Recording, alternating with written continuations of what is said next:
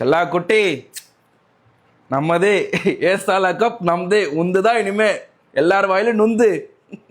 எவனும் சொல்ல முடியாது ஏசாலா கப் லாலி பப்பு சப்பு சப்போட எல்லாரையும் வேற லெவல். சத்தியமா சொல்றேன், எனக்கு சீரியஸ்லி மேட்சை ஃபுல்லா பார்த்தேன், ஒரு பால் மிஸ் விடாம பார்த்தேன். ஏன்னா இந்த வாட்டி இவனுங்க ஜெயிச்சே ஆகணும், ஆர்சிபி ஜெயிச்சே ஆகணும்ன்ட்டு.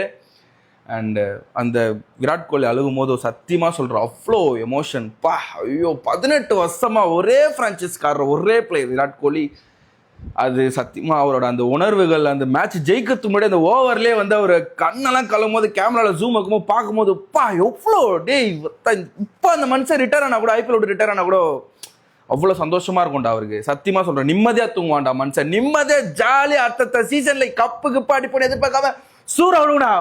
எதுவுமே பண்ணாமலே அவ்வளோ அவ்வளோ ஒரு லாயல் ஃபேன்ஸ் வச்சிருக்கீங்கடா நீங்கள். டே இன்ஸ்டாகிராம்ல highest followers, highest fan base, எவ்வளோ பேர், எத்தனை டீம், எல்லாருமே சரி வந்து ஆர்சிபி தோக்கணும் தோக்கணும் தோக்கணும் சொன்னவங்களாத்துக்கு வாயிலே வச்சிங்களே, அதெல்லாம் வேற. இதை ஏன் கூட இந்த சிஎஸ்கே ஃபேன்ஸ் இதோ அவனுங்களாம் வந்து ஆர்சிபி தோக்கணும் தோத்தே அவனுங்க சும்மா வாய் போங்க.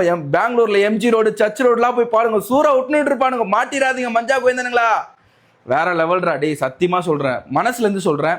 இந்த வெற்றி வந்து சத்தியமா வரலாறுரா இது. இந்த இத்தனை வருஷம் 18 வருஷம் தகராறுக்கு நீங்க வரலாறு படிச்சிட்டீங்க, சூற விட்டீங்க. நீங்க எங்க கிட்ட தான் ஜெயிக்க கூடாதுன்னு நினைச்சோம், ஆனா நீங்க எப்பவுமே கப்பு அடிக்கூடாது, தோக்கவே கூடாது எப்பவுமே நினைச்சது இல்ல. இப்ப சொல்லுங்கடா, ஏசாலா கப்பு நம்தே.